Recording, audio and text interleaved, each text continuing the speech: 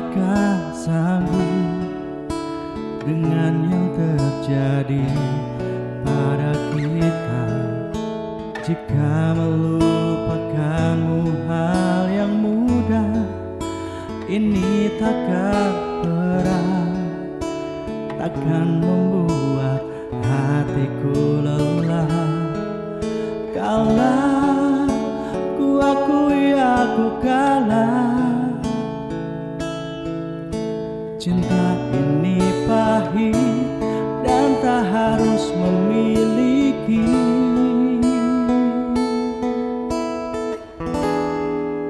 Jika aku bisa, ku akan kembali, ku akan merubah takdir cinta yang ku pilih. Meskipun tak mungkin, walaupun ku mau membawa kamu lewat mesin waktu.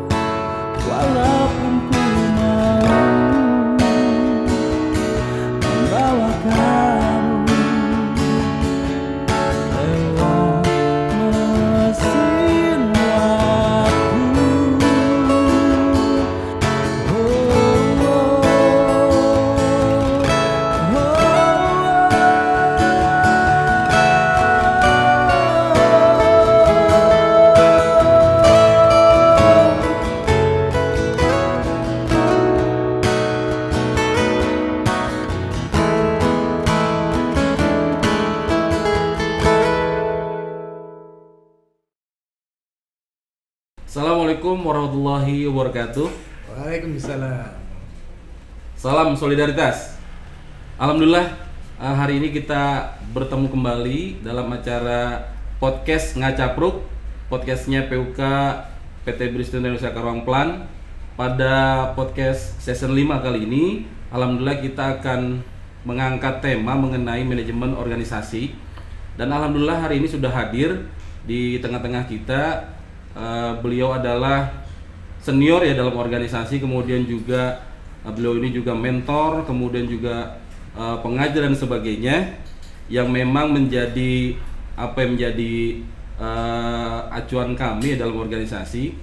Langsung saja kita perkenalkan Bapak Chandra Mahlan. Selamat datang Pak Chandra di acara podcast kami. Senang sekali diundang bicara-bicara dengan teman-teman. Baik, terima kasih Pak Chandra. Nah, beliau ini, Pak Chandra ini adalah sebagai direktur dari Diklat dan juga pendidikan di pimpinan pusat Federasi Serikat Pekerja Kimia, Energi dan Pertambangan. Nanti ada beberapa diskusi mungkin nih Pak Chandra ya terkait manajemen organisasi yang coba kita bahas di podcast ini. Mungkin langsung saja Pak Chandra ya, terkait manajemen organisasi Pak Chandra. Di kami kan memang organisasi ini kan juga perlu ada arahan ya Pak Chandra ya, perlu juga ada hal-hal yang memang diatur organisasi ini mau dibawa seperti apa, sehingga memang ada guidance, ada juga program kerja dan sebagainya agar cita-cita dari organisasi ini bisa tercapai. Nah, seperti yang kita ketahui bersama nih Pak Chandra ya, SPKP-SPSI punya cita-cita besar ya, ini berkelas dunia. Ya, kita aminkan Pak Chandra ya. Ya, amin. Nah, dengan melaksanakan 6 agenda penguatan organisasi antara lain nih, penguatan SDM, penguatan advokasi, penguatan tata kelola keuangan, penguatan soliditas dan solidaritas, penguatan administrasi dan penguatan IT, dan juga propaganda positif. Nah, terkait 6 agenda penguatan organisasi ini Pak Chandra ya, mungkin dapat dijelaskan histori ataupun sejarah singkatnya. Ya. Cita-cita ini seperti apa gitu Pak Chandra? Terima kasih. Tahun 2011 kebetulan pimpinan pusat SPKP SPS itu tengah melamar menjadi anggota, awalnya itu namanya ICEM gitu ya, International Chemical Energy and Mining. Yang kemudian berubah menjadi Industri All. Industri All mengharapkan ada semacam katakan tagline gitu ya, apa yang akan dilakukan oleh pimpinan pusat SPKP SPSI ke depan. Berpikirlah di situ tentang penguatan SDM, penguatan keuangan, penguatan advokasi, dan penguatan solidaritas. Nah, pikiran-pikiran di pimpinan pusat ini kemudian dibawakan ke dalam rapat kerja khusus dan kemudian dibawa lagi di dalam Rakernas. Ceritanya pada tahun 2012 jadilah kita anggota Industri All, gitu ya, dari program yang seperti ini. Mei kita diterima jadi anggota Industri All. 2012 kebetulan kita melakukan Munas di Tretes, dan pada saat Munas itu ini jadilah keputusan organisasi tentang 4 penguatan organisasi. Yang memang pada waktu itu sendiri dianggap diperlukan di dalam kerangka lebih khusus memperkuat daya runding, khususnya teman-teman PUK cabang maupun daerah di tempat kerja mereka masing-masing. Dalam pemahaman dengan mereka kompeten sebagai PUK, ditunjang dengan keuangan, ditunjang lagi dengan solidaritas, sehingga kemungkinan untuk menghasilkan perjuangan agak lebih khusus pada waktu itu perjuangan untuk mendapatkan upah minimum yang lebih tinggi. Sehingga di proses di 2011 sampai 2016 itu kebetulan kita bisa mencapai 2 digit pada waktu itu kenaikan upahnya. Ceritanya putus sudah 4 penguatan di 2012 di Munas Tretes. Lantas kita melakukan Rakernas di Palembang, itu ya, muncul suara-suara. Kayaknya tidak di seluruh tempat 4 penguatan ini telah berjalan, dan oleh karenanya dianggap perlu untuk lebih banyak mengkampanyekan lewat propaganda positif. Muncul ide untuk memasukkan satu tambahan itu. Tapi juga ada suara-suara lain yang mengatakan kita ini lemah di dalam administrasi, lemah juga di dalam penguasaan digital, penguasaan teknologi. Nah, karena itu kenapa tidak disempurnakan saja menjadi tambahan 2 lagi, yaitu penguatan administrasi dan teknologi informasi plus penguatan propaganda positif di dalam kerangka membumikan 4 penguatan yang terjadi sebelumnya. Kurang lebih historis panjangnya seperti itu. Akan tetapi hingga kini pun belum tentu seluruh daripada 6 penguatan organisasi itu sudah berjalan baik, kendati kita sudah cukup lama memprosesnya.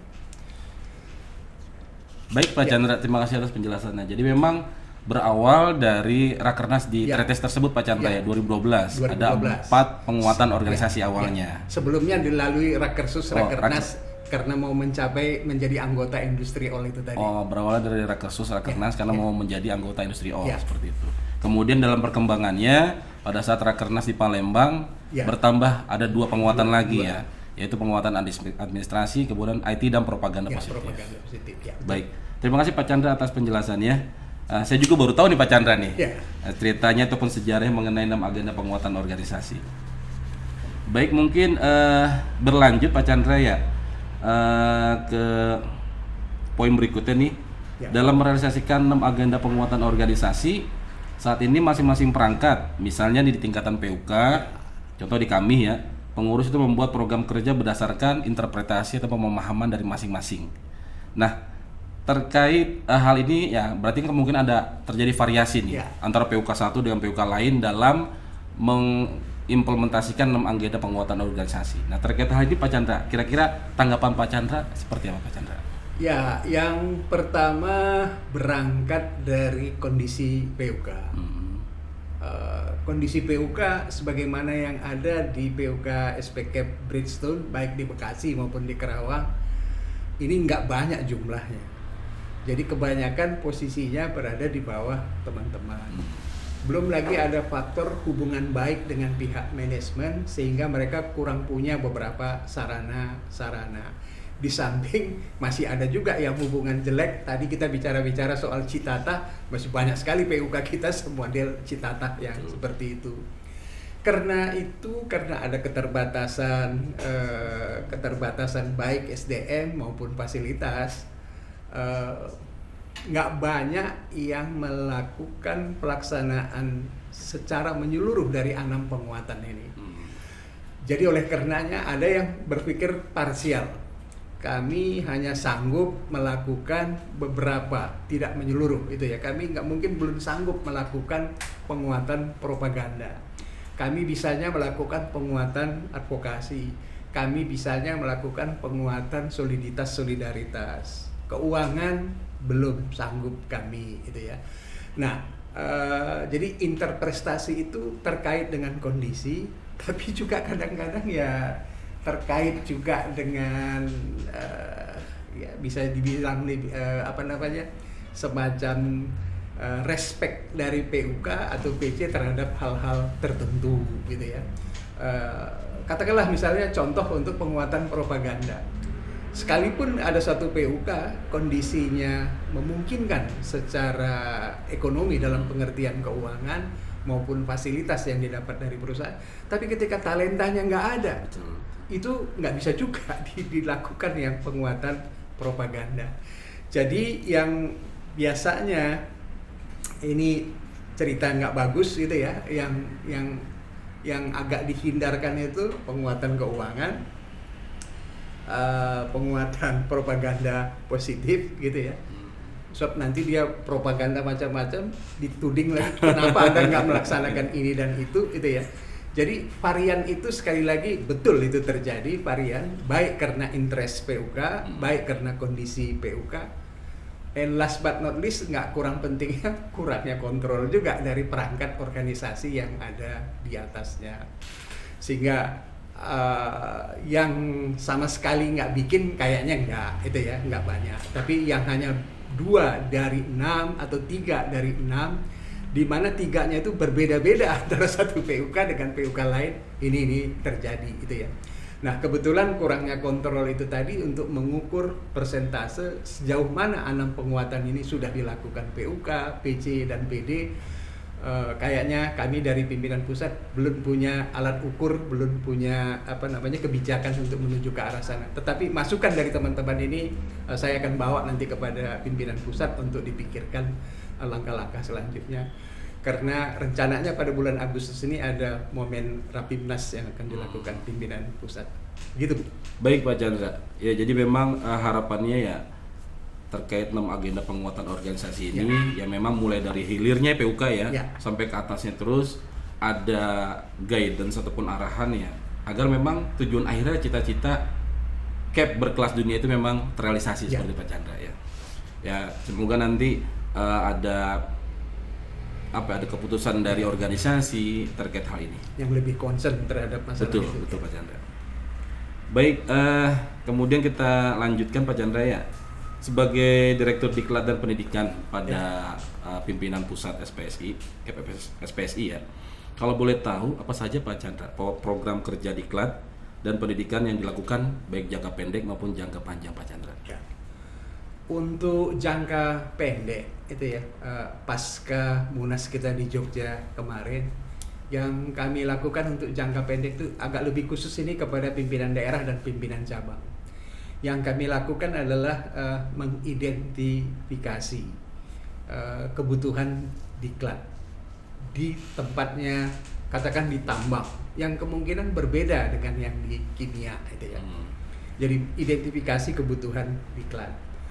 Yang kedua, melakukan inventarisasi dalam pemahaman apakah suatu cabang, katakan seperti di Kerawang misalnya, apakah mereka sudah punya tempat untuk ruangan pelatihan, sekalipun mungkin ruangan itu misalnya dianggap kecil tapi sudah memadai.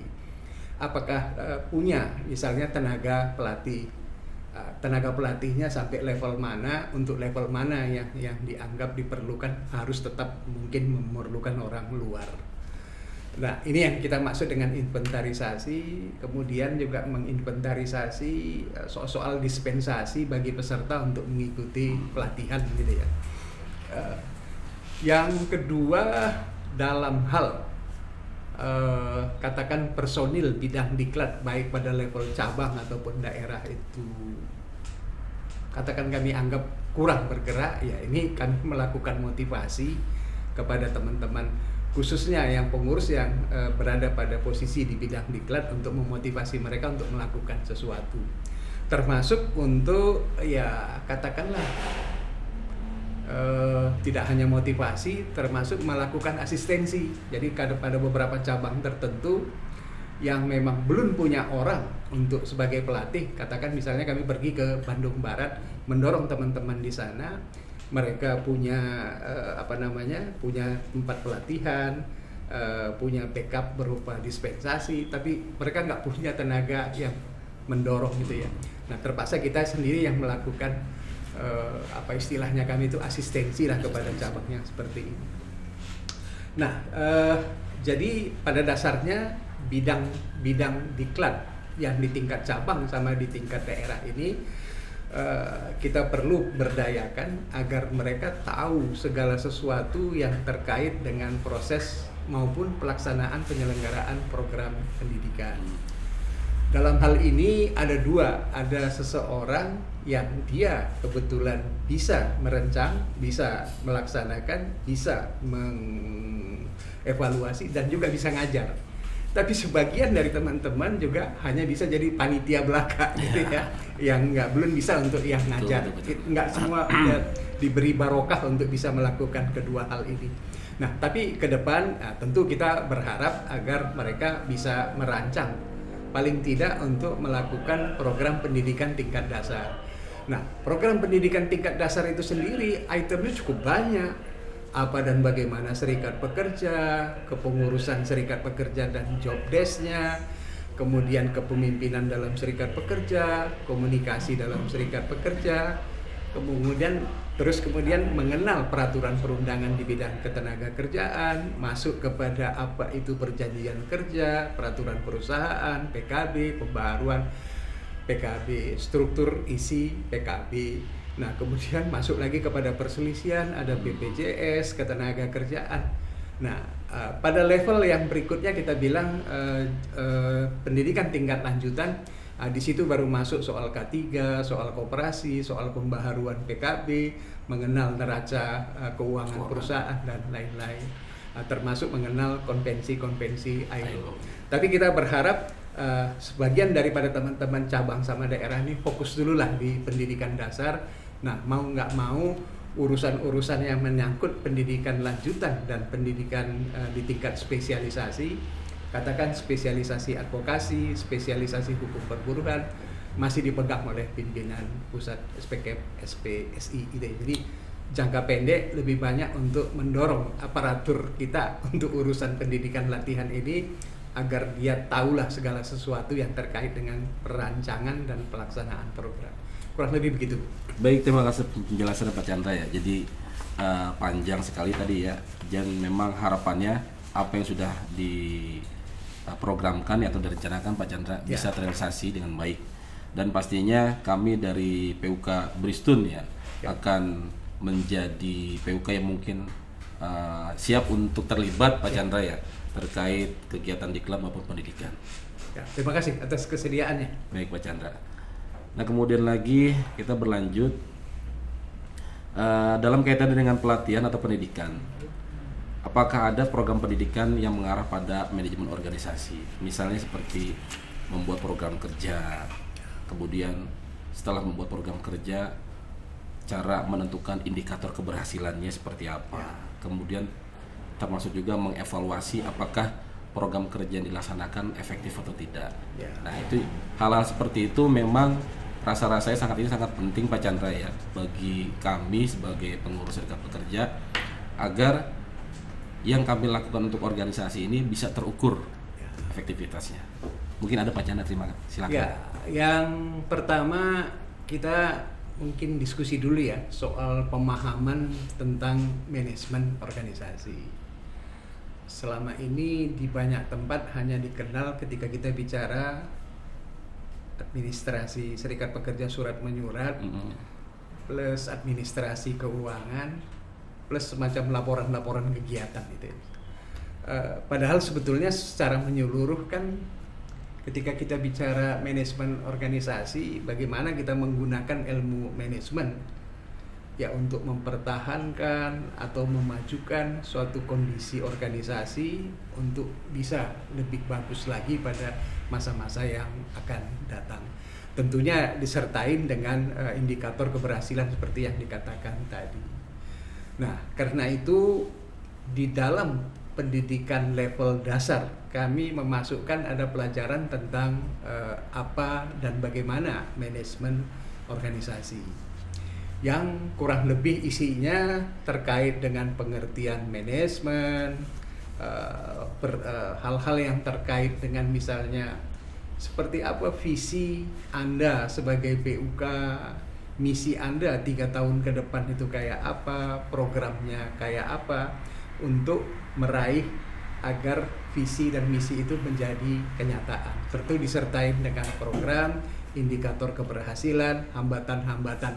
Kita pelajari itu di dalam ada satu mata pelajaran kita bilang namanya manajemen organisasi gitu ya. Nah, agak lebih spesifik tapi ini belum sepenuhnya kita laksanakan. Ada kita bilang pelatihan khusus untuk unsur ketua. Dia pertama-tama mengenali dirinya apa dan bagaimana dia sebagai ketua gitu ya. Tentu terkait dengan tugas dan tanggung jawab beliau terkait dengan job desk atau tupoksinya mereka. Agak lebih spesifik dalam kaitan ini namanya ketua ya salah satu jobnya dia adalah memimpin rapat. Kita mengenalkan teknik memimpin rapat gitu ya. Ini yang agak lebih spesifik kepada ketua. Nah, kemudian kita ajarin juga teknik presentasi.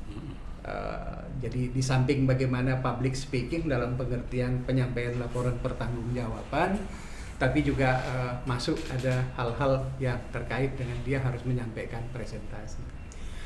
Sementara ada hal-hal yang administratif mengenai manajemen ini agak lebih banyak dibelah dalam pelatihan khusus untuk unsur sekretaris.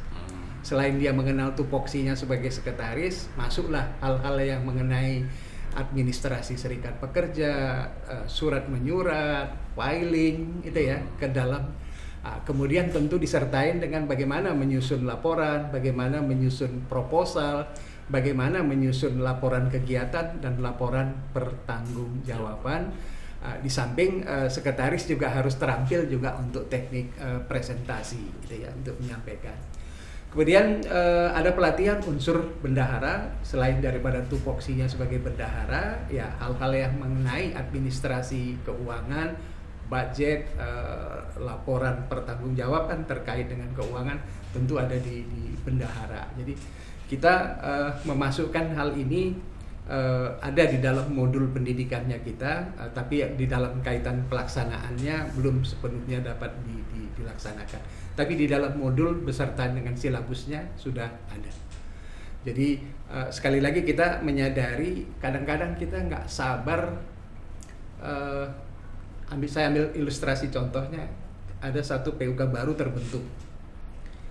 PUK baru terbentuk itu dilatar belakangi oleh keinginan agar di perusahaan tempat mereka bekerja itu menegakkan aturan. Nah, ketika proses menegakkan aturan itu sampai lebih daripada 3 tahun, kadang-kadang kita nggak sabar kok lama sekali nih prosesnya. Apa yang sesungguhnya terjadi? Apakah karena kita kurang monitoring, kurang bikin forum, kurang memberdayakan? Nah, hal-hal yang kayak ginilah yang menyebabkan kita tertarik untuk mendalami manajemen dalam pengertian upaya menyeluruh yang sistematik karena kita ingin merubah atau mempercepat pencapaian satu tujuan organisasi. Di suatu tempat sudah ada berdiri serikat, kita kepengen ada koperasi, kita dorong pendirian koperasi, kita kembangkan koperasi. Nah, sementara masih ada pola pikir juga, ya, serikat pekerja ngapain ngurus koperasi? Masih ada hal-hal yang seperti itu di kita juga itu ya. Nah, oleh karenanya hal yang tadi yang ditanyakan, seperti apa bentuk program yang mengarah kepada manajemen organisasi, diakuin ada tetapi belum tajam untuk di tingkat pelaksanaannya. Kira-kira seperti itu. Baik, tadi saya garis bawahi Pak Chandra ya, terkait manajemen organisasi, silabus ataupun modul sudah ada Pak Chandra ya. Ya. Mungkin dalam tataran pelaksanaannya itu memang belum maksimal ya. Nah, terkait hal ini memang harapan dari kami terkait silabus sudah ada ya, perlu nanti ditindaklanjuti dengan sosialisasi maupun trainingnya ya. Karena memang menurut saya ini adalah hal yang sangat penting Pak Chandra ya, agar memang seorang ketua ataupun sebagai pemimpin organisasi tahu ini organisasi mau diarahkan seperti apa dan sebagainya. Baik. Oke, kami catat. Baik, terima kasih Pak Chandra. Kemudian ini juga menjadi pertanyaan terakhir kayak Pak Chandra nih. Terkait situasi saat ini. Penolakan terhadap Undang-Undang Cipta Kerja.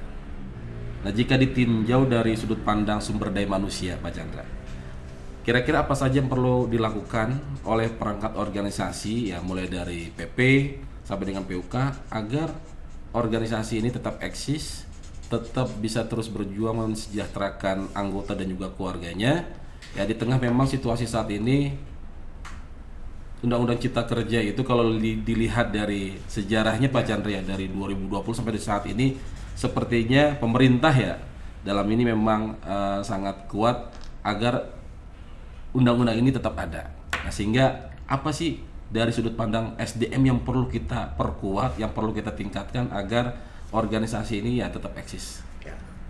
Ini pertanyaan menarik. Yang pertama, sebagaimana kita ketahui, RUU dulu namanya Undang-Undang Cipta Lapangan Kerja. Betul. Kita singkat Cilaka. Diperbaiki sama diganti pemerintah ya? menjadi Ciptaker gitu ya. Diketok pada November 2020. Yeah. Secara umum kita menganggap telah terjadi degradasi perlindungan maupun kesejahteraan pekerja. Bayangkan saja kalau dulu menurut aturan di satu perusahaan yang sudah ada serikat pekerjanya, ketika perusahaan mau mem-PHK, dia harus informasikan, dia harus konsultasikan dengan serikat pekerja. Sekarang menurut aturannya bilang udah PHK aja dulu, tergantung pada pekerjanya. Kalau dia nolak baru serikat pekerja ikut campur. Itu dalam kaitan perlindungan. Dalam kaitan kesejahteraan, persentase angka upah minimum menjadi jauh lebih kecil daripada periode yang sebelumnya. Nah, kemudian degradasi di tingkat perlindungan ini dibawa oleh katakan organisasi pengusaha maupun pengusaha menjadi degradasi terhadap peraturan perusahaan ataupun PKB di tempat masing-masing. Yang tadinya inisiatif berunding dilakukan oleh PUK pada waktu 2020-2021, inisiatif berunding datangnya dari kalangan manajemen, tapi dengan maksud merendahkan, melakukan degradasi terhadap PKB yang ada. Sayangnya pada saat kita punya banyak masalah, ada problem juga yang dihadapi organisasi. Sebelum saya cerita nanti kepada yang Anda tanyakan, pada saat yang sama juga terjadi degradasi, kalau saya bilang degradasi nyali gitu ya, kepada khususnya teman-teman di tingkat PUK yang nggak bisa disalahkan karena cari kerja susah itu ya. Tapi bagaimanapun hal ini harus dipikirkan oleh kita. Nah, saya pikir ini berjenjang gitu ya, yang tadi dikatakan langkah antisipasinya kita. Katakanlah misalnya PP, selain judicial review yang sekarang dilakukan itu ya, kita juga perlu menginventarisir, melakukan proses database juga itu ya. Perusahaan-perusahaan mana saja, di sektor mana saja yang cenderung melakukan degradasi aturan ini, mengikuti permintaan, mengikuti aturan di pemerintah. Setelah kita melakukan inventarisasi tadi, ya perlu juga ada guidance kepada seperti apa tugas PD, seperti apa tugas PC dan tugas PUK. Nah, kemudian mengembangkan organisasi-organisasi yang menentang Omnibus Law ini.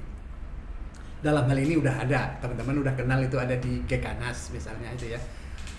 Kita mencoba menghimpun organisasi-organisasi yang katakanlah sepahaman dengan saya. Tapi nggak kalah pentingnya juga melakukan lobby-lobby dengan katakan dengan pihak DPR itu ya, termasuk dengan eksekutif juga untuk mencegah jangan sampai kejadian menjadi lebih jelek lagi di beberapa tempat. Nah, sekarang misalnya ada sebutan yang populer di kalangan kita, bagaimana PKB-nya kita tanpa Omnibus Law. Nah, itu kan harus dibuat identifikasinya. Ketika misalnya pasal ya bab kata lebih khusus pasal tentang, kalau dulu pasal 156 di Undang-Undang 13 2003, saya nggak tahu sekarang itu yang di dalam aturan yang ngalamin perubahannya itu. Nah, ketika misalnya lebih rendah daripada 13 2003, tentu kita nganggap ini Omnibus Law itu ya. Demikian juga yang kalau ketika misalnya kondisi pengupahannya terus-menerus upah minimum, kita nganggap juga ini turunan Omnibus Law. Tapi ini kan juga harus diformulakan. Betul. Tugas siapa? Ya tugas perangkat organisasi lah yang lebih khusus mengidentifikasi. Sehingga si para PUK kita secara emosional oke, bicara PKB tanpa Omnibus Law, tapi formatnya adalah seperti ini. Tapi kembali lagi juga, kalau PKB-nya hanya sebatas norma ya nggak usah bikin PKB kan? Betul Pak Chandra. Ya kita nyatakan aja peraturan pemerintah atau peraturan perundangan berlaku di sini itu ya. Karena apa? Karena kita terikat 2 tahun nggak bisa bikin apa-apa kalau kita teken PKB itu ya. Nah, oleh karenanya ada sebutan peraturan perundangan itu dibilang norma kerja. Kalau mau lebih baik dari norma kerja, bikinlah PKB yang berisikan syarat-syarat kerja. Artinya norma plus kepentingan. Kepentingan siapa? Ya kepentingan pekerja dan kepentingan pengusaha. Si pengusaha merasa penting agar pekerjanya bekerja mencapai target sebagaimana yang dia kehendaki. Tapi kalau pekerjanya mencapai target kan harusnya upah minimum tambah X. Kalau hasilnya di atas target lagi, upah minimum tambah X tambah Y gitu kan. Katakan rumus dasarnya seperti itu gitu. Nah, apa yang dilakukan oleh PDPC? Ya kita berharap teman-teman PDPC melakukan monitoring pada PUK-PUK mana saja yang ada potensi pelanggaran, katakan potensi pelanggaran daripada artinya perusahaannya berpotensi untuk menyesuaikan PKB-nya sesuai dengan terakhir berarti Undang-Undang Nomor 6 Tahun 2023. Nah, kemudian ya diharapkan teman-teman PC mengadakan forum untuk diberi pencerahan para peserta forum, atau kalau mungkin diberikan pelatihan untuk memaknai katakan PKB tanpa Omnibus Law tadi beserta taktik-taktiknya seperti apa. Saya bisa membayangkan di beberapa PUK yang daya runding PUK-nya relatif rendah, itu kan. Ya paling tidak misalnya mereka serahkan urusannya kepada pimpinan cabang. Kalau mereka takut berhadapan dengan pihak manajemen gitu ya. Kita berharap ada pendekatan di tingkat mediasi untuk mendapatkan mencapai sesuatu. Jadi kalau toh kita nggak bisa mendapat sebagaimana yang diinginkan di dalam perundingan PKB yang pure, kan kita bisa masuk pada hal-hal yang lain yang masih mungkin dipikul sama perusahaan. Sehingga PKB-nya kita itu nggak semata-mata berisikan norma-norma, apalagi norma-norma yang Undang-Undang 6 tahun 2023 gitu ya. Pada level PUK, ya seharusnya kalau toh misalnya di PUK yang bersangkutan memang ada niat perusahaan melakukan degradasi, ya harus kita harapkan report lah daripada PUK-nya kepada perangkat. Dari report tadi pasti muncul ada konsultasi dengan perangkat yang kita mendorong PUK untuk melakukan perundingan, merundingkan hal-hal yang sudah toh andai kata si perusahaan memaksa untuk berubah, perusahaan kan nggak bisa maksa sebelum PKB-nya dinyatakan ditandatangani. Nah, tinggal lagi sekarang keberanian daripada kawan-kawan itu sendiri ketika ditekan oleh si perusahaan untuk membuat PKB baru yang lebih rendah. Nah, jadi ada cerita di PLN PKB-nya 12 tahun mandek 12 tahun. 12 tahun. Perpanjangan Pak Chandra. Perpanjangan demi perpanjangan terus gitu kan. Si perusahaan juga nggak berani mendesak gitu tuh. Dia lakukan review terus setiap tahun. Karena itu sepanjang dari sisi perjanjiannya kan sebelum ditandatangani belum ada persetujuan, nggak bisa dirubah PKB itu. Betul. Nah, hanya tadi saya katakan ada persoalan psikologis. Persoalan psikologis ini yang agak rumit kita bicarakan gitu ya. Karena menyangkut persoalan kita bersama, ya salahnya PUK, ya salahnya perangkat organisasi juga gitu. Kira-kira begitu. Baik, terima kasih penjelasan Pak Chandra. Jadi memang terkait manajemen organisasi ya, ini pembahasannya sangat menarik Pak Chandra ya. Karena kalau dari kami sih isinya daging nih Pak Chandra pembahasannya. Dan harapan-harapan yang memang tadi sampaikan Pak Chandra dan juga kami ya kedepannya bisa terrealisasi dengan baik dengan tujuan akhir ya bagaimana organisasi KEP SPSI ini terus eksis, terus bisa terwujud ya cita-cita berkelas dunia.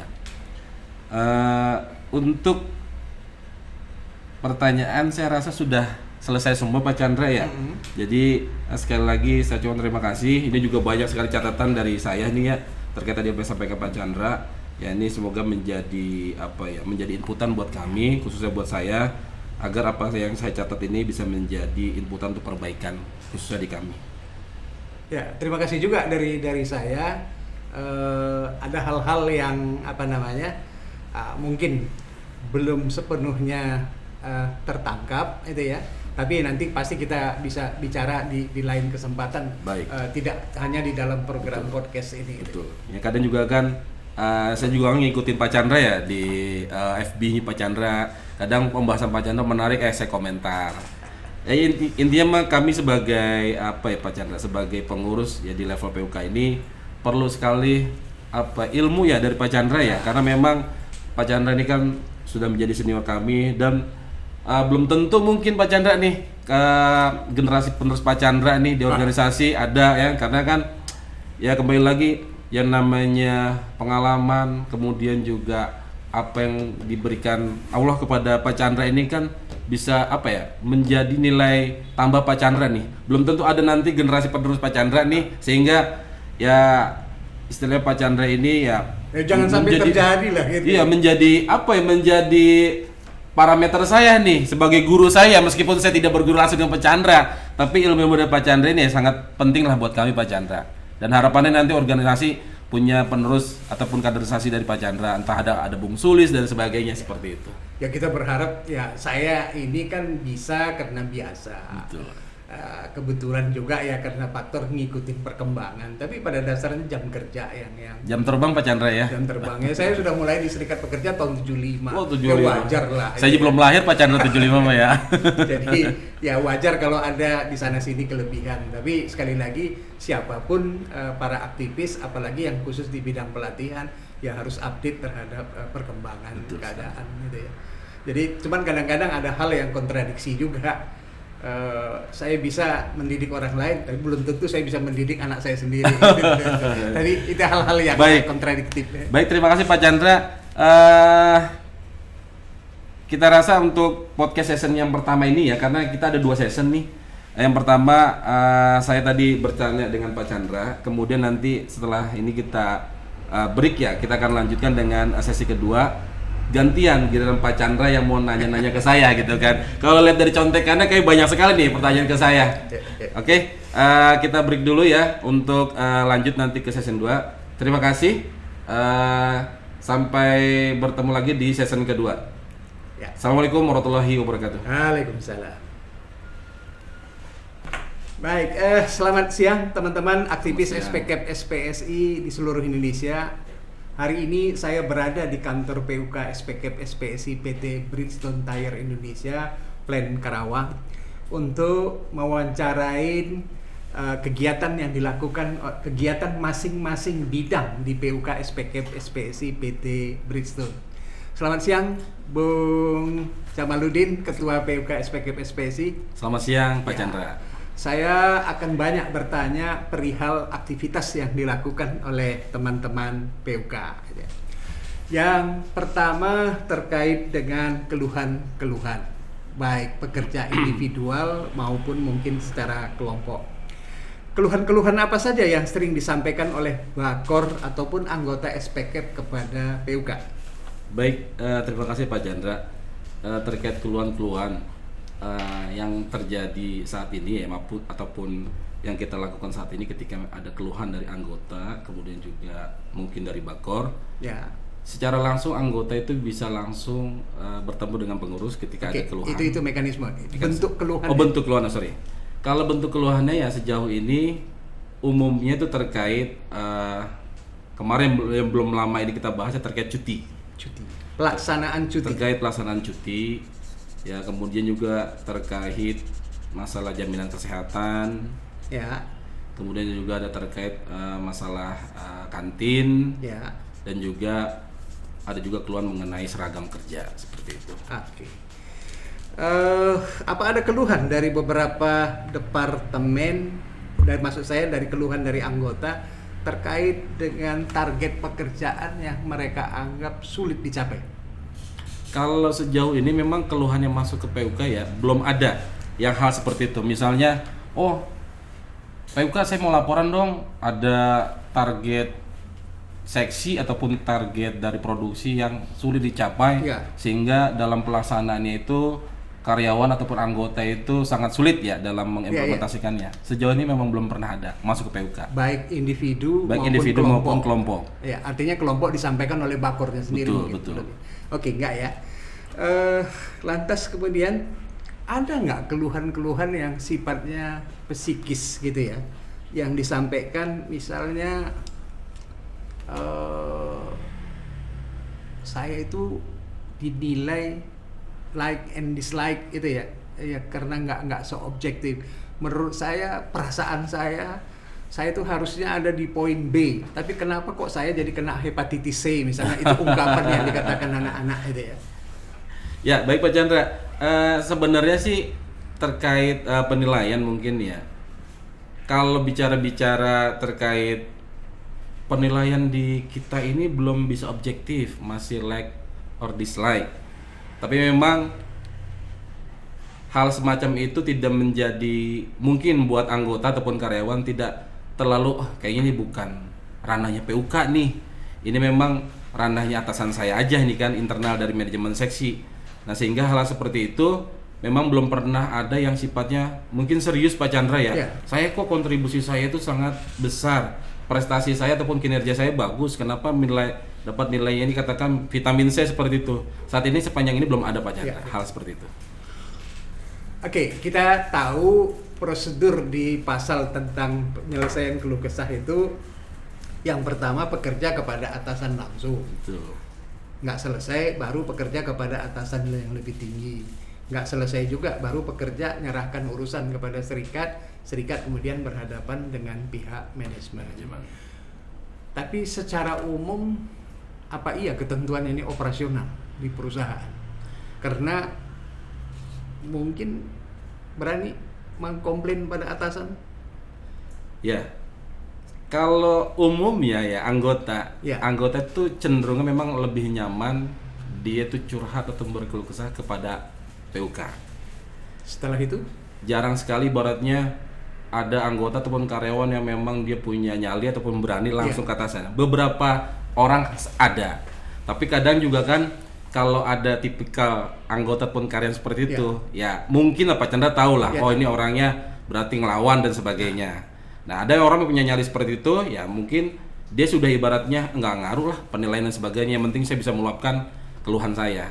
Tapi sebagian besar lebih nyaman dia itu curhat ke PUK. Nah, nanti dari PUK ketika melihat contoh misalnya, oh kasus ini hanya terjadi di seksi katakan, ataupun di bagian tertentu. Nah, yang kita lakukan setelah itu kita koordinasi ataupun komunikasi dengan atasan dari seksi tersebut. Kita bisa koordinasi langsung, oh ada masalah nih seperti ini. Nah, kita konfirmasi ke atasannya sebenarnya masalahnya apa dan kenapa ini bisa terjadi. Contoh kemarin yang belum lama ini ya terkait masalah cuti ketika ada karyawan ataupun keluarga yang sakit nih. Nah, dari beberapa seksi nih ada yang mewajibkan atasannya karyawan tersebut harus datang dulu ke pabrik. Nah, ini menjadi sempat serius di kita. Akhirnya kita coba koordinasikan dengan seksi yang terkait, dan juga mau tidak mau kita melibatkan manajemennya yang dalam hal ini diwakili oleh HR untuk memberikan jalan keluar dari masalah ini. Dan alhamdulillah dengan koordinasi antara dengan HR dengan seksi terkait, nah masalah ini clear. Nah harapannya ya tidak terjadi lagi hal-hal di kemudian hari terkait cuti darurat nih, ketika ada masalah kesehatan terhadap pekerja dan keluarganya. Masa iya pekerja harus datang ke pabrik dulu?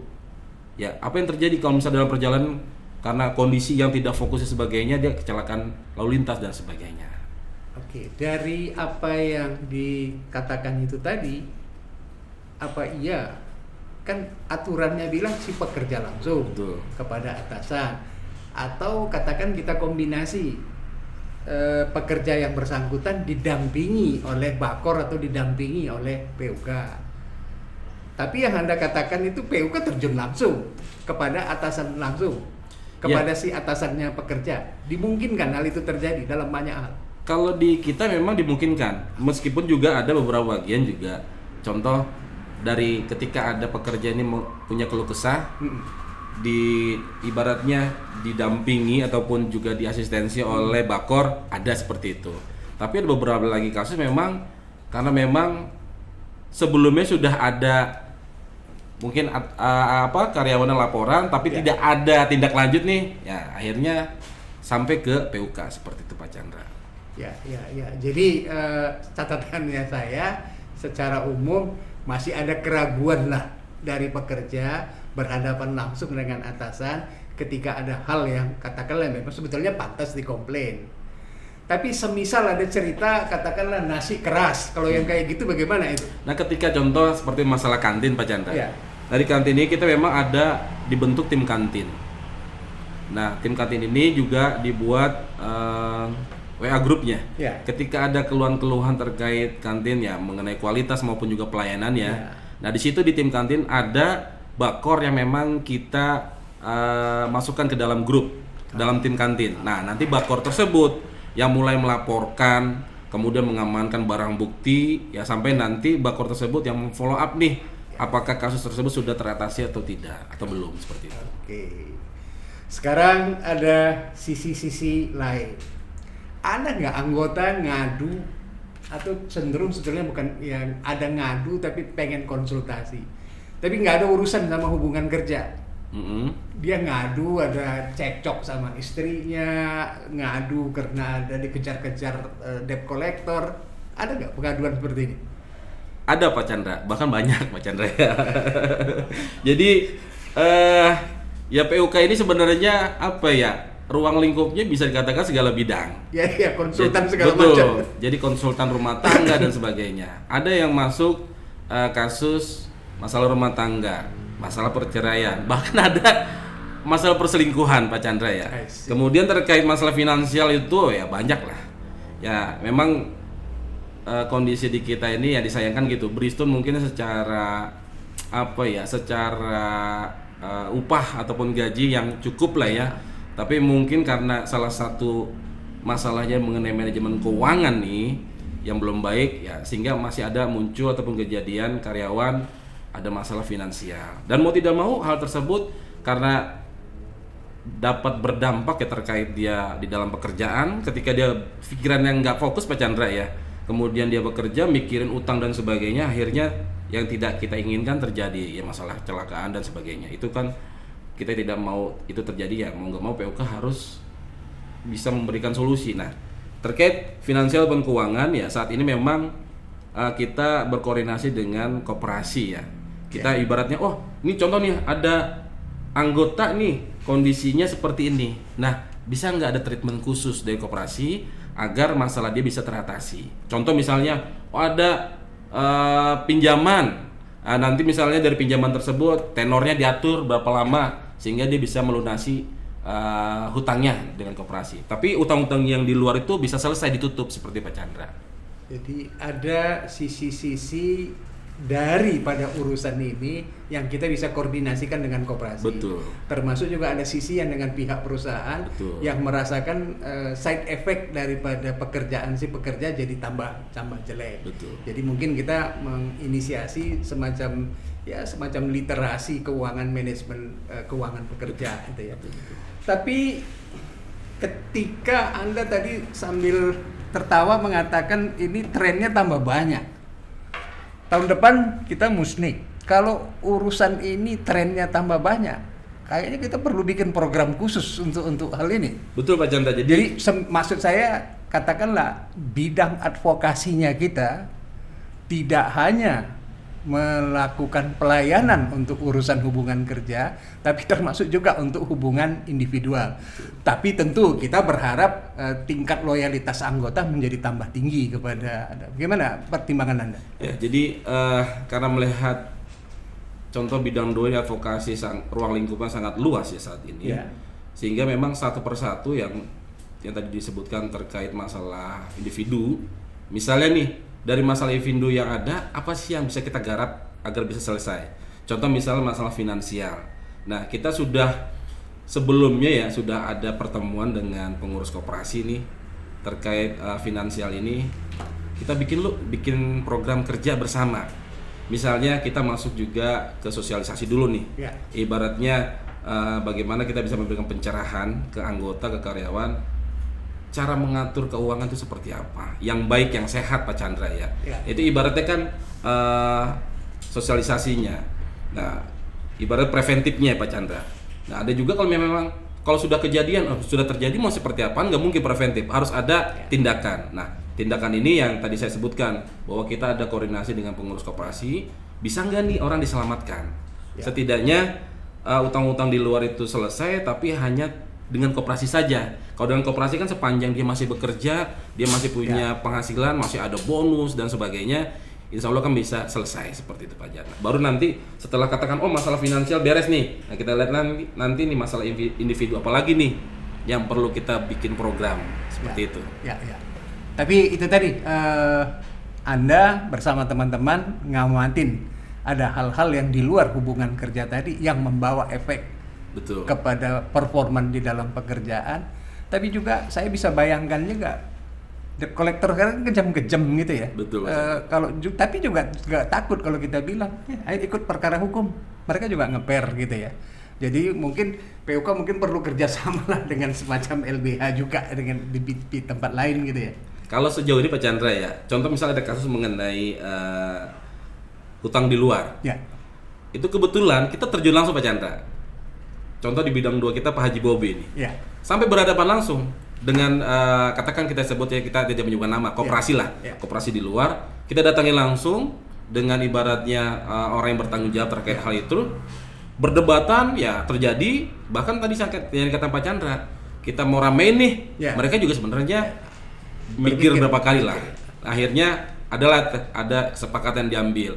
Misalnya nih hanya menyelesaikan pokoknya saja. Yang sudah berjalan seperti Pak Chandra. Paling tidak ini mencegah perlakuan kasar dari debt collector kepada anggota kita. Betul, karena memang ketika ada anggota punya urusan di luar sana Pak Chandra. Ya. Karena tidak hanya dirinya yang diteror kan, keluarga di rumah dan sebagainya. Oke.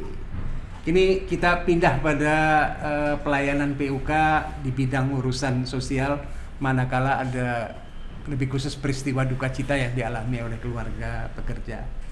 Pertanyaan pertama, ini pekerjaan bidang mana? Kalau terkait hal ini, pekerjaan di bidang 3, Kesra. Ya. Apa aja yang mereka lakukan?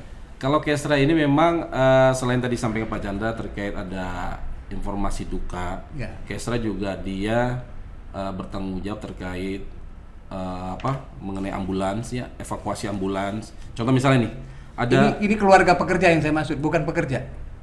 Terkait keluarga pekerja, keluarga. Ketika katakanlah misalnya kita diberitahu oleh Bakor bahwa ada anggota di bagiannya dia, keluarga pekerjanya meninggal dunia.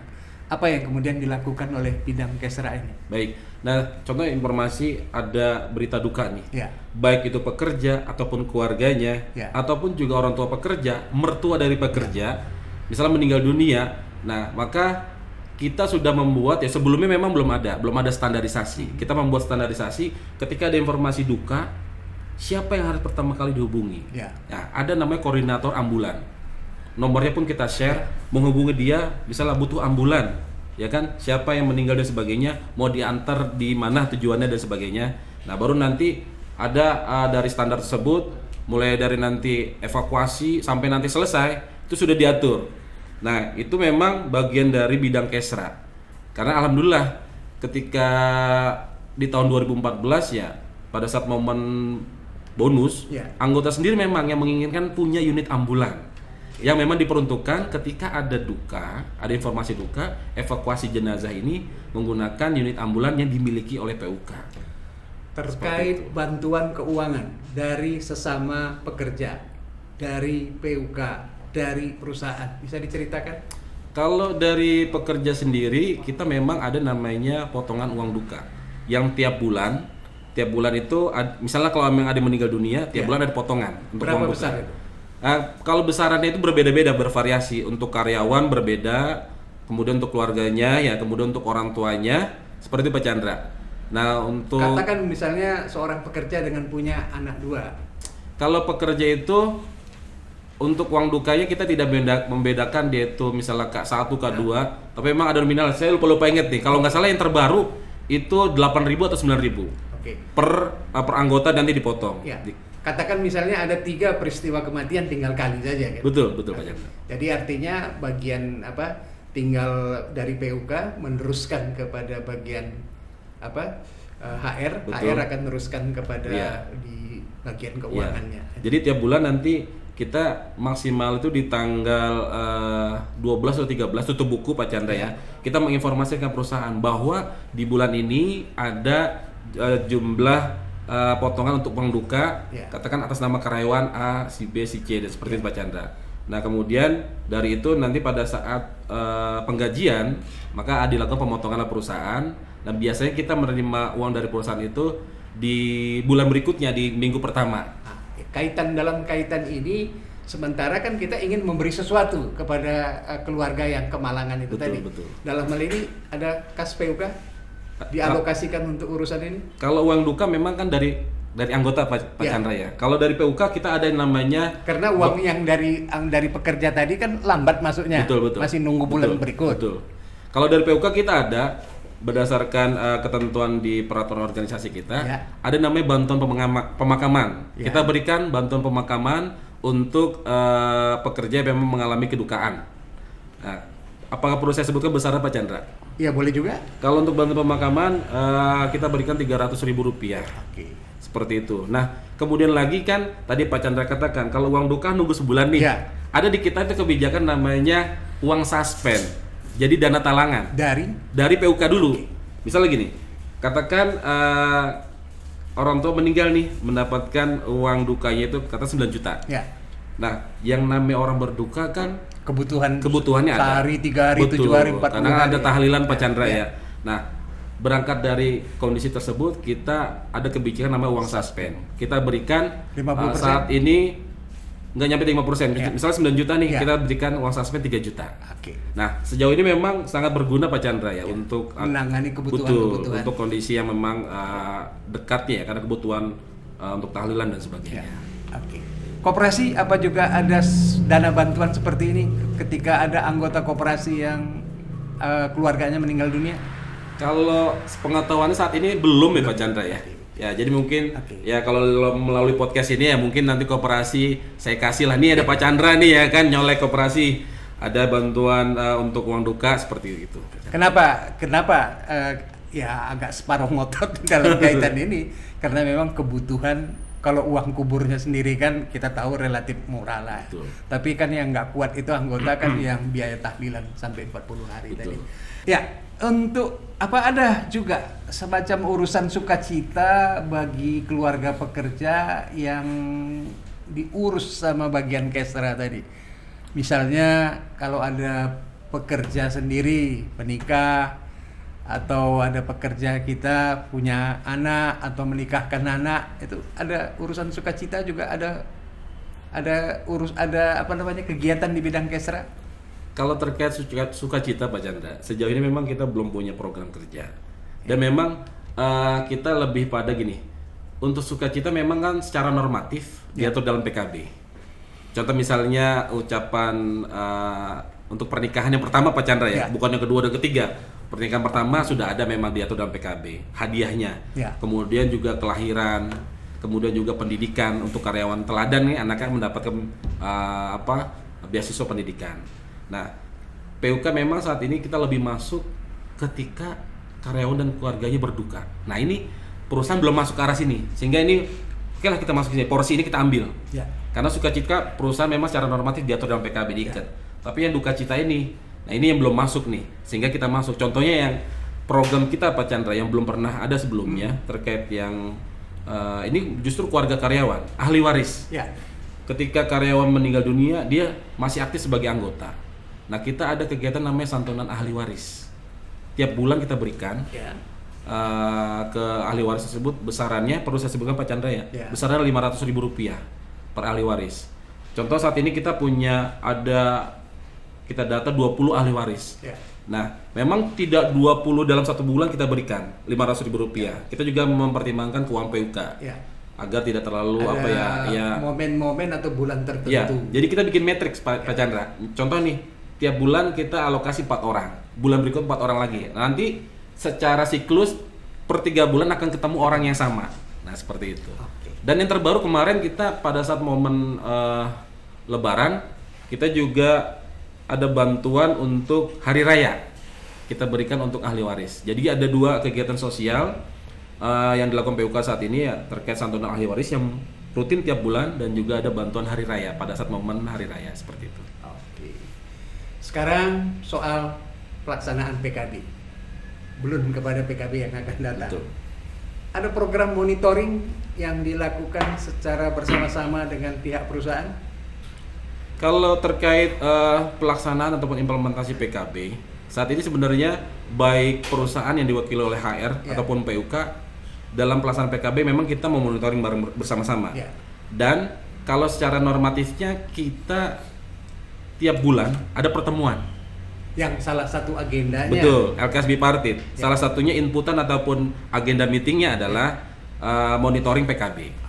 Kan kalau monitoring PKB kan salah satunya apakah ada pelanggaran dalam pelaksanaan PKB dan sebagainya. Nah, melalui forum LKS Bipartit yang tiap bulan kita laksanakan dibahas di situ.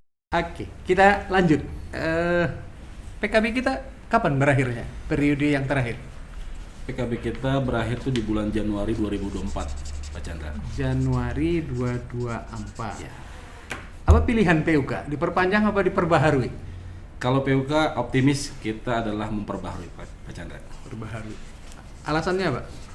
Alasannya kenapa kita memperbarui karena memang di PKB yang akan datang ya, karena memang ada isu-isu yang memang saat ini terjadi di Bristol Indonesia ya, yang akan coba kita masukkan ke dalam PKB. Artinya ke depan jika memang kedua belah pihak sepakat nih, isi PKB kita secara kuantitas akan lebih banyak dibandingkan PKB yang saat ini. Ya. Dan juga memang secara kualitas pun juga kita PKB ke-15 yang akan datang ya akan lebih baik dari sudut pandang PUK. Ya. Oke. Langkah apa saja yang sudah dilakukan menuju ke arah sana? Yang sudah kita lakukan, kita mulai dari bulan Mei 2023 rapat semacam penentuan sikap lah ya. Betul. Jadi di Mei 2023 itu kita sudah menginformasikan ke anggota, kita men-share ke anggota Google Form.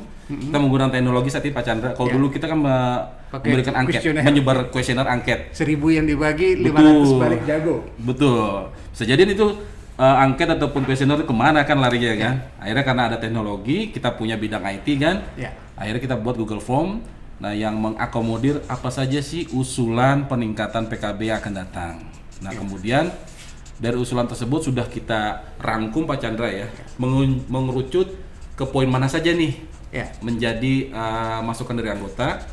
Kemudian kita melakukan konsolidasi internal pengurus PUK Kerawang untuk membahas ini hasil masukan dari anggota, kemudian dikembangkan oleh pengurus menjadi draft PUK dari Bristol Kerawang. Nah, berikutnya nanti insya Allah kita di tanggal 22 dan 23 Juni ini akan ada konsolidasi PUK 3 wilayah. Antar 3 PUK. Bekasi, Kerawang dan juga kantor pusat. Ya, nanti kita sepakati ini adalah draft pleno PKB dari PUK 3 wilayah. Seperti itu Pak Chandra yang kita lakukan. Bisa tahu 5 top isu yang akan diusulkan? Kalau top isunya ini yang memang saat ini terjadi di Bristol Indonesia yang mengenai hubungan kerja. Yang di dalamnya itu ada PKWT, dan juga Alidaya. Ya, isu-isu hubungan kerja ya. Betul. Oke, yang Jadi, kedua, kemudian lagi terkait magang. Karena memang di Bristol Indonesia kan sudah menerapkan magang ya. ya, Kemudian lagi ya, saya ingat Ibu Menteri dulu datang kemari ya. betul. Nah, kemudian lagi juga isu yang kita coba angkat itu terkait grading system. Jadi di Bristol memang saat ini sedang dilakukan ya, membuat kompetensi untuk masing-masing job ya. Untuk bukan job sebenarnya ya. Ada di kita sebutnya itu ada worker, ada staff. Ya. Nah, dulu kita punya namanya hire system yang memang pada saat itu sudah mengakomodir untuk teman-teman yang indirect, yang staff. Sementara teman-teman yang worker ketinggalan nih. Mereka hanya ngumpul di O saja seperti itu.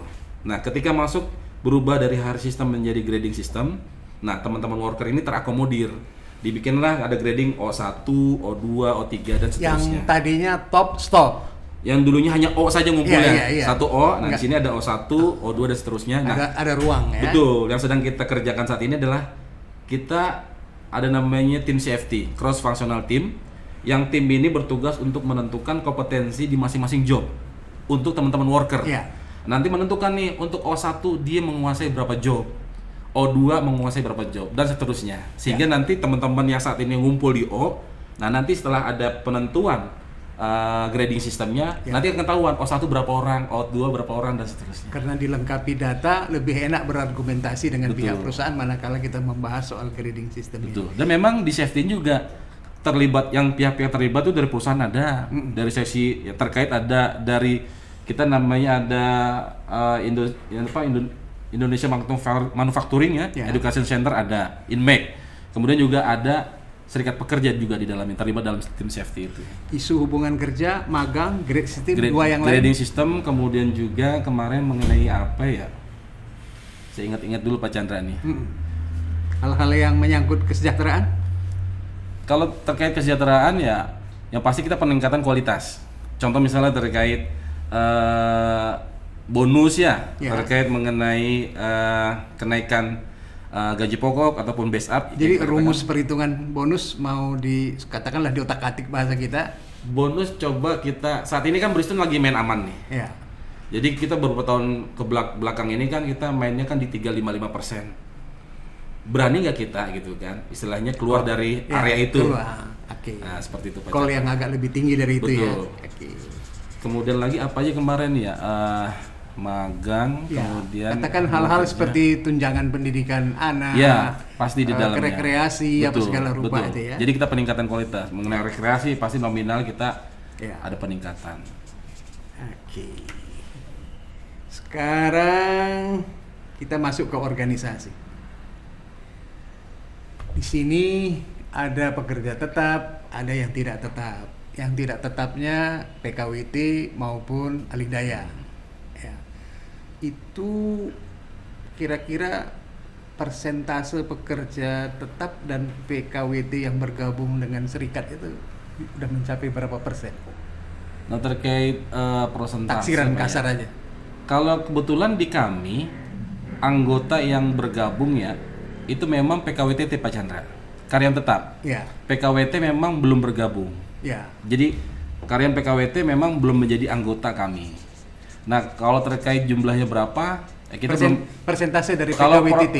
Kalau persentase mungkin kecil ya PKWT terhadap PKWTT Pak Chandra. Iya. Ya mungkin nggak nyampe 10% Pak Chandra. Ada rencana menggarap PKWT jadi anggota?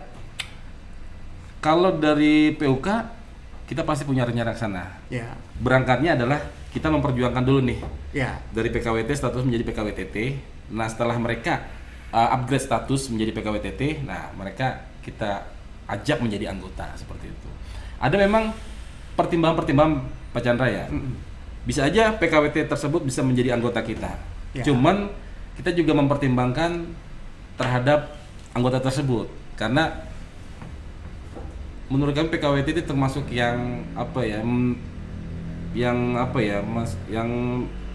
mengkhawatirkan juga Pak Chandra. Ya. Misalnya gini, ketika menjadi anggota khawatirnya nih, ya kan karena mereka kontrak perusahaan ya semoga Bristol tidak kan ya. Perusahaan melihat wah ngapain karyawan kontrak menjadi anggota serikat? Ya udahlah, kontraknya nggak usah perpanjang, khawatirnya. Ya, ya. Kita juga mempertimbangkan Perspektif manajemen seperti ya itu. masa depan dia kan, harapan dia untuk menjadi karyawan tetap seperti itu, Pak Chandra. Ya pastilah orang yang PKWT bila mana kita ajak motivasinya pasti untuk mau menjadi pekerja tetap. Betul. Cuman kan misalnya yang secara teknisnya ketika 2 tahun ke depan katakan ada 100 orang yang pensiun di PKWTT, penggantinya kan juga dari yang kontrak juga kan? Betul, betul. Karena memang saat ini Tapi juga tidak otomatis. betul. Apa otomatis ketika mereka menggantikan job pekerja PKWTT, status mereka juga ikut naik? Kan jadi pertanyaan juga. Iya. Contohnya saat ini misalnya yang terjadi di beberapa seksi.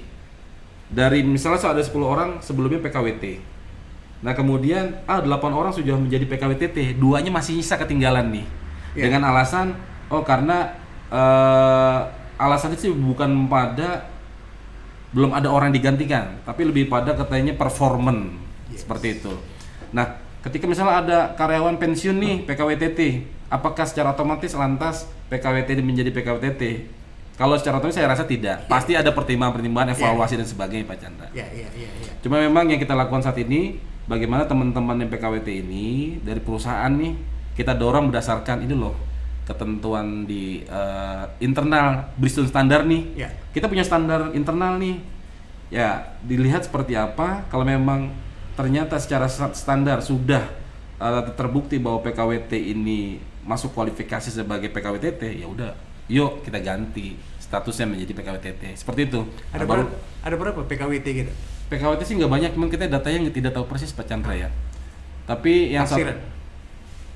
mungkin nggak nyampe 100 lah. Oh, kecil. Ya, Oke. seperti itu. Tapi memang saat ini yang kita upayakan bagaimana perusahaan ini ya bisa mengupgrade status mereka menjadi PKWTT. Nah, setelah itu baru mereka kita ajak menjadi anggota. Dan alhamdulillah tadi yang sempat dilihat di Sekre ya, ada dari member TWH dari gudang 6 orang dari PKWT menjadi PKWTT. Nah, mereka bergabung menjadi anggota kami gitu. Mereka lah itulah yang kita harapkan nanti katakanlah menjadi sayap PUK untuk mengajak mereka. Ya, bisa seperti itu. Oke, sekarang kita masuk ke pendidikan. Siapa-siapa aja yang mudah dididik khusus PUK? Semuanya sudah?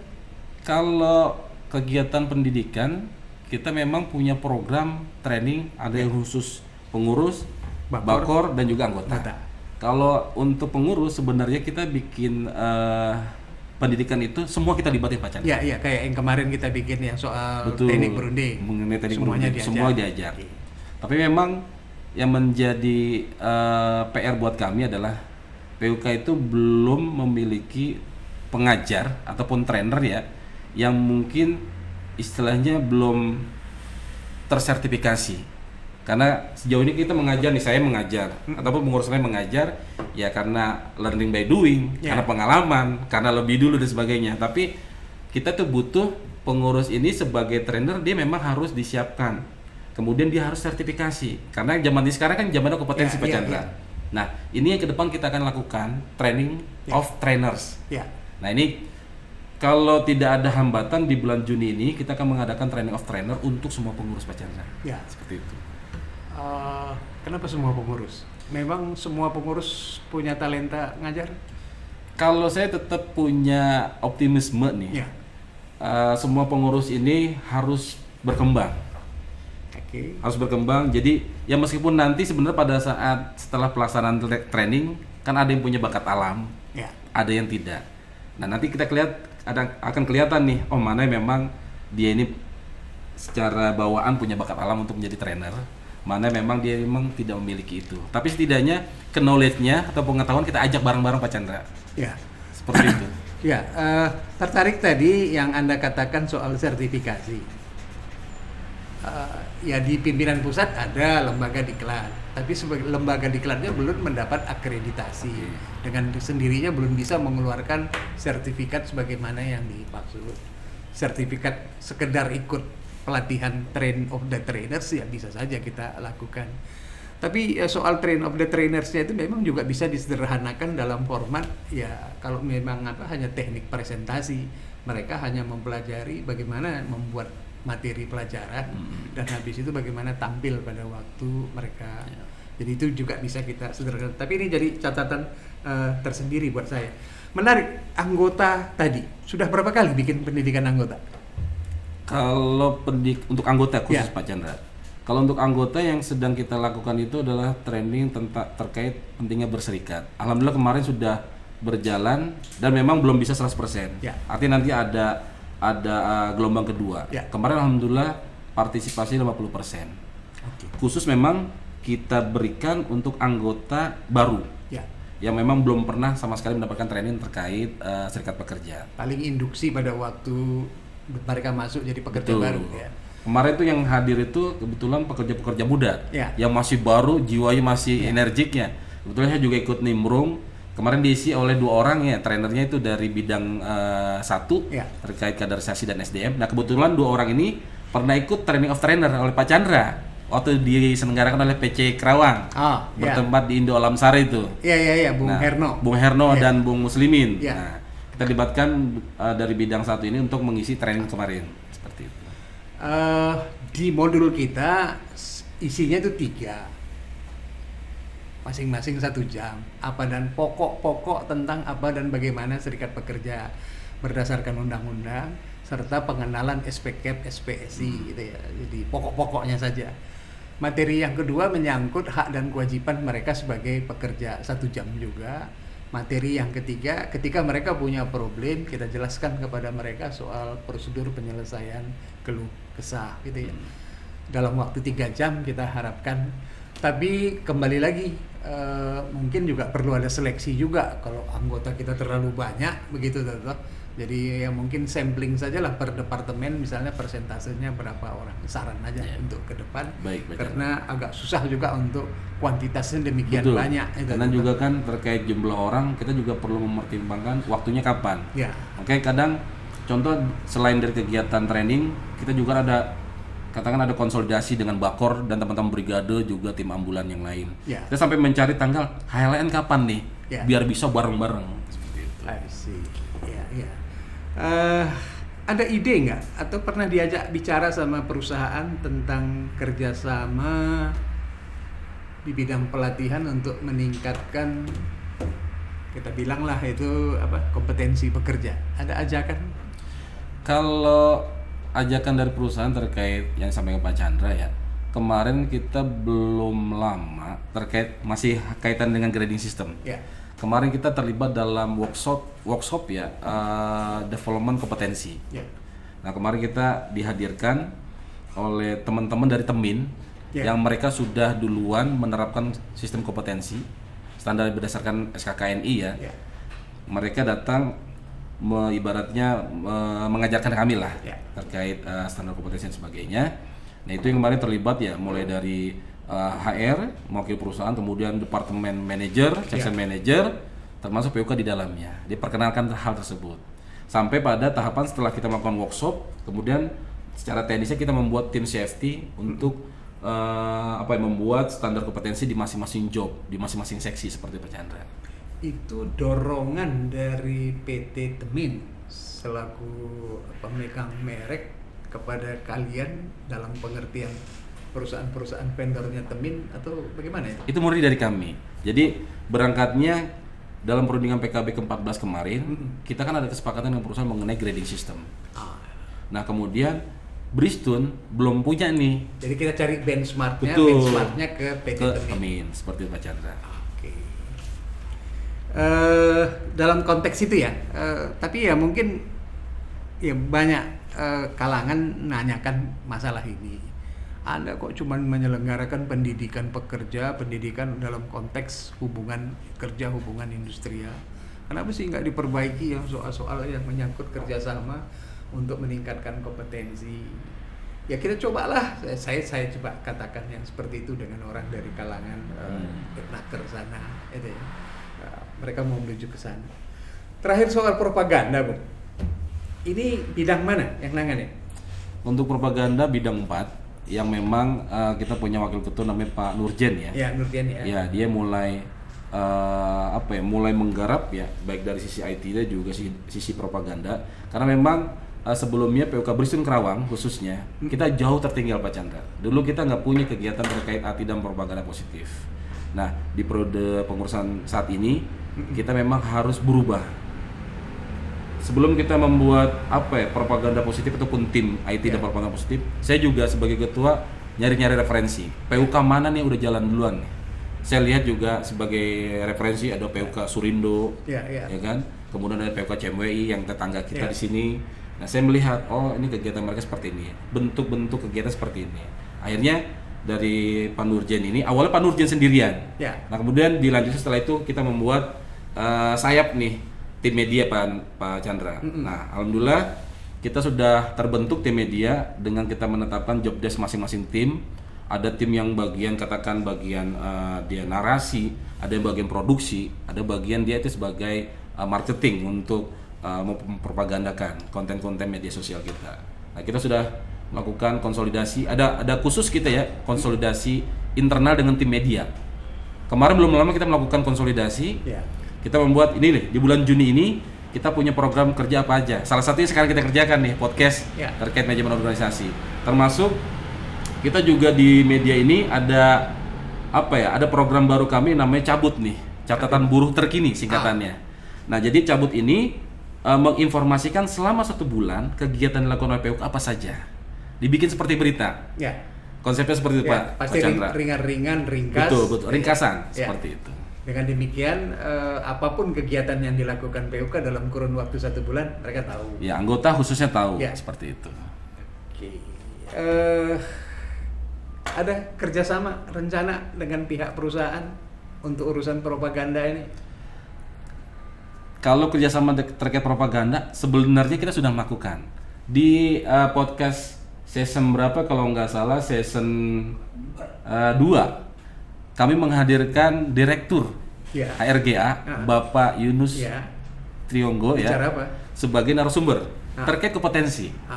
Dan alhamdulillah memang Pak Yunus menyambut positif kegiatan podcast kita, ini kegiatan propaganda positif kita, karena memang masih ada kaitan dengan perusahaan terkait kompetensi kan, karena itu kan nanti menjadi tindak lanjut yang tadi saya sampaikan mengenai standar kompetensi, mengenai grading system seperti Pak Chandra. Saya mendengar ada 1-2 PUK kita memanfaatkan ada program CSR perusahaan. Memang inisiatif dari kita. Oke Pak, kalau ada hal-hal yang dianggap perlu untuk katakanlah kami PUK ngawal program-program CSR-nya perusahaan, sekaligus kami abadikan, ada juga itu di 1-2 PUK kita masuk kepada hal yang sana. Nah, dengan demikian PR-nya teman-teman nggak melulu hanya dari sisi kita, tapi juga dianggap membantu pihak perusahaan. Sekedar informasi kepada teman-teman. Terkait kegiatan CSR Pak Chandra ya, sebenarnya yang kita lakukan saat ini nih, tadi saya sampaikan santunan ahli waris itu kita propaganda ke perusahaan. Ayo kita bareng yuk kegiatan CSR PUK dan juga perusahaan, kita jalan bareng nih. Saat ini kan kegiatan CSR yang dilakukan perusahaan kan memang kan perusahaan jalan sendiri nih. Kita memang cenderung tidak dilibatkan PUK. Nah, kemarin saya mengajak nih melalui podcast kemarin season 4. Saya kasih tahu ini podcast season 4 terkait ini nih, kegiatan sosial PUK. Yuk kita jalan bareng. Karena nanti akan terasa sangat nyata. Ahli waris itu masih bagian dari keluarga karyawan kan. Nah, memang kita masih terus pendekatan ya, harapannya ke depan ya perusahaan ambil bagian terkait kegiatan yang duka cita ini. Kalau suka cita kan sudah normatif, duka cita ini kita perlu jalan bareng nih. Tahu nih kondisi rumahnya seperti apa, kondisi keluarganya, anaknya seperti apa. Jangan hanya family gathering aja. Betul Pak Chandra. Di bidang sekretariat, kegiatan apa saja yang dilakukan bidang sekretariat ini? Kalau sekretariat ya normatifnya ya seorang sekretaris dia surat menyurat kemudian juga membuat laporan meeting, membuat materi terkait meeting. Nah, termasuk yang menjadi tantangan saya untuk sekretaris saat ini, karena memang background adalah orang sistem. Saya kasih challenge kepada sekretaris saya, tolong dibuat progres standarisasi setiap kegiatan PUK. Alhamdulillah nih yang sudah berjalan terkait misalnya kebutuhan ambulan ketika ada duka. Tadi Pak Chandra sudah lihat, sudah ada kita bikin workflow standarisasi. Jadi semua orang ketika ada mengalami hal duka, tahu ini loh harus melakukan ini. Kalau dulu masih variatif, masih acak-acakan. Nah, sekarang ada standar jelas. Semua bidang diharapkan Betul. ke depan melalui sekretaris kita sebagai PIC-nya buat SOP dari Betul. masing-masing bidang. Termasuk nih Pak Chandra yang baru lagi mengenai kontrol dokumen. Ya, Nah, itu satu hal yang paling suka kita. Betul. Bagaimana juga sekretaris membuat standarisasi kontrol dokumen, termasuk nih lama simpan dokumen. Waktu saya jadi ketua, saya melihat dokumen ataupun ruang arsip PUK itu luar biasa menggunung Pak Chandra. Karena memang mungkin kalau istilahnya dari tahun 1 PUK ada, itu dokumen lama nggak diapa-apain. Akhirnya kita sudah 2 kali kita melakukan kegiatan 3S ya, bersih-bersih. Dan alhamdulillah dokumen sekarang lebih rapi karena kita membuat aturan main. Batas lama simpan seperti apa, cara memusnahkannya seperti apa. Dokumen mana sih Ji yang ibaratnya dia living dokumen tetap hidup Pak Chandra. Tapi dokumen mana yang bisa dimusnahkan seperti itu. Nah, bagian keuangan selain ngurus uang masuk, uang keluar, apa aja yang mereka lakukan? Nah, terkait keuangan, memang saat ini keuangan PUK yang dulunya tersentralisasi di dana COS saja. Ya. Nah, kita Ada saat ini sumber-sumber kita membuat namanya, kita partisi 8 rekening Pak Chandra. Kita ada khusus rekening COS, ada rekening untuk kesekretaritan, ya. kemudian ada rekening khusus untuk kaderisasi, advokasi, kesra, sosial dan juga ambulan. Jadi ada 8. Setiap bulan ketika kita menerima COS masuk, ya, langsung dikirimkan kepada rekening masing-masing Ya, itu. kalau kita justru bukan per bulannya, di awal nih Pak Chandra. Ya. Ketika misalnya waktu awal serah terima nih dengan pengurus selamat baru, Ya. langsung kita bikin partisi. Oh, untuk kaderisasi, karena kita ngikutin juga kan dari ADRT Pak Chandra ya. Oh, kaderisasi sekian persen, advokasi sekian persen, sudah kita plot nih. Ya. Nah, nanti kalau sudah terbentuk, ya tinggal misalnya kegiatan terkait kaderisasi kita ambil dari sini posnya. COS hanya untuk operasional bulanan saja, seperti itu. Jadi lebih rapih Pak Chandra. Nggak ada semacam katakanlah dana serikat pekerja, katakanlah kita saving juga di koperasi. Sejauh ini belum ada. Belum gitu ya. Belum ada. Karena memang belum kita masih masih ibaratnya dengan koperasi itu masih, kalau bahasa agama masih ta'aruf lah, masih pendekatan Pak Chandra. Belum ada tataran kita punya program bareng, belum. Ya. Tapi ke depan saya kira sinergi ini perlu kita paling tidak kita bicarakan dulu lah. Ya. Kemungkinan terkait juga dengan performa pengurus baru koperasi. Betul, yang ada Pak. sekarang. Yang terakhir, saya pastikan teman-teman sudah punya program kerja. Bulan Januari bikin apa, Februari bikin apa. Artinya kan ke depan nantinya kita dapat katakanlah program kerja 3 tahun ke depan untuk Musnik 2024-2027, lantas di breakdown tahun per tahun, kemudian di breakdown lagi bulan per bulan. Yang pada saat sekarang ini lebih hampir semua bidang kayak apa itu pengaturannya di dalam program kerja bulanan. Baik Pak Chandra. Jadi di awal kepengurusan, pasca kita dilantik sebagai pengurus baru, kita dilantik tuh di bulan November 2021. Nah, 1 minggu setelahnya saya langsung mengajak pengurus untuk melakukan konsolidasi. Saya membuat namanya program kerja. Program kerja kita sepakati selama 1 periode kita menjabat, 3 tahun kita sudah punya program kerja. Nah, kemudian dari program kerja ini kita inputannya kan tetap dari 6 agenda penguatan organisasi, membuat program kerja, kemudian kita turunkan menjadi key performance indikator masing-masing bidang. Tiap bulan kita kontrol. Jadi tiap bulan ini masing-masing bidang. Ngomong-ngomong, rapat PUK setiap bulan sekali atau setiap rapat pengurus? Ya, rapat pengurus. Tiap bulan. Di awal bulan, ya. Jadi tiap bulan kita monitoring pencapaian KPI masing-masing bidang. Mana yang tercapai, mana tidak tercapai. Nah, ketika tidak tercapai harus ada alasannya. Analisa sebabnya apa, terus tindakan perbaikannya mau apa, seperti itu. Nah, nanti per 6 bulan kita ada raker untuk mengevaluasi first half seperti apa kondisinya. Siapa yang menghadiri raker itu? Semua pengurus. Plus ada dari Bakor? Kalau yang Bakor kita khusus yang per tahun, di akhir tahun. Kalau yang untuk pengurus kita yang per 6 bulan. Per 6 bulan itu semacam rapat kerja untuk lebih menguliti lagi. Betul. Sejauh mana suatu program sudah berjalan sebagaimana yang direncanakan. Betul. Karena kan selama 6 bulan kan ya kita juga tidak memungkiri bahwa ada program yang tercapai, ada yang belum tercapai, ada delay dan sebagainya. Dari situ kita apakah ini kenapa tidak tercapai dan rencana untuk ke depan seperti apa, apakah ada rescheduling dan sebagainya. Nah, baru nanti di akhir tahun kita ada konsolidasi akbar tuh. Pengurus, kemudian bakor semua. Berapa banyak bakor itu? Kalau bakor kita tuh lebih dari 100. Kita ada bakor itu terdiri dari koordinator dan komisariat Pak Chandra ya. Total lebih dari 100.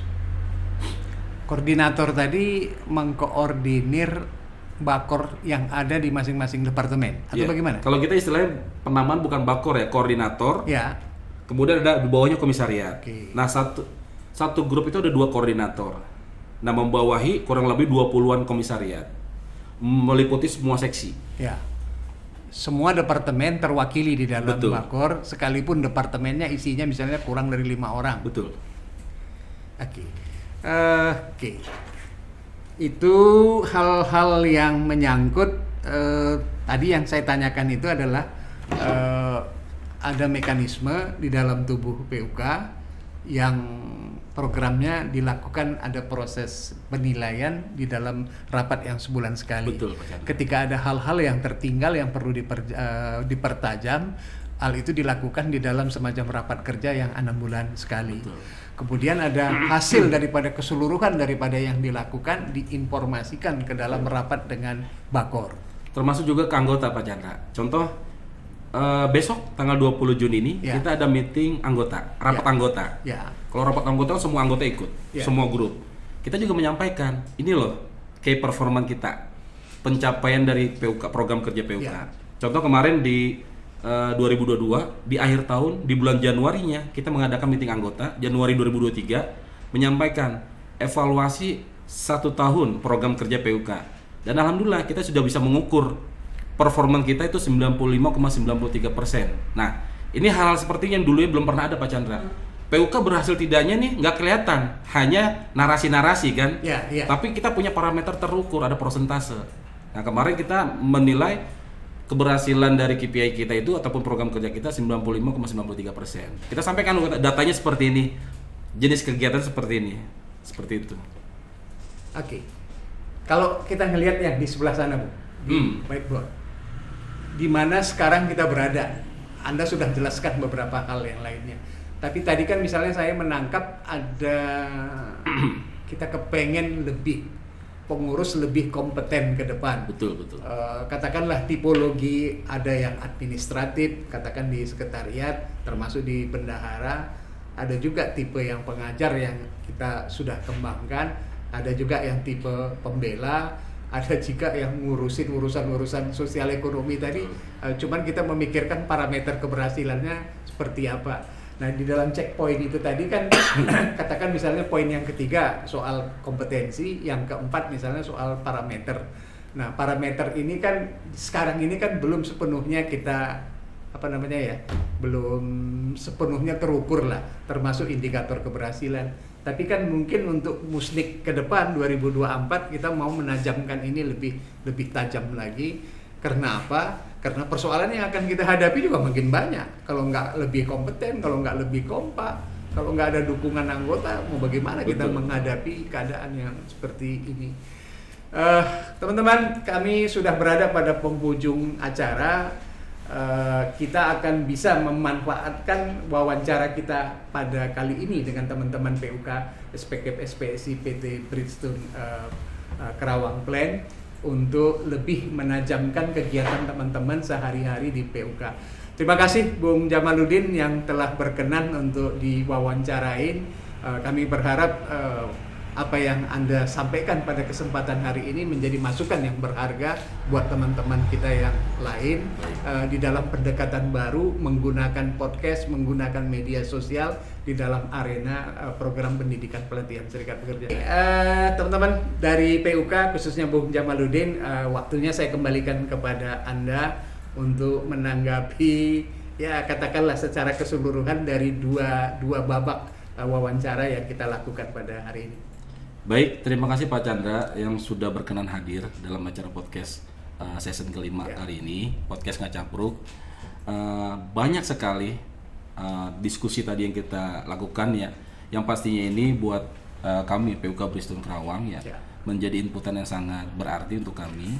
Dan juga memang harapan-harapan yang tadi kita diskusikan Pak Chandra ya, ada program pendidikan dan sebagainya, kami tadi di awal menyatakan, kami pastikan termasuk PUK yang terlibat di dalamnya, mendukung hal tersebut.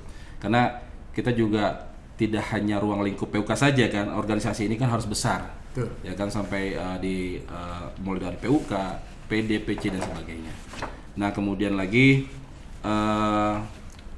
terkait hal tadi yang banyak dibahas mengenai Pak Chandra yang sampaikan ke saya rasa kami juga masih jauh dari hal sempurna karena kami juga masih belajar ya, masih membuat fundamental di organisasi.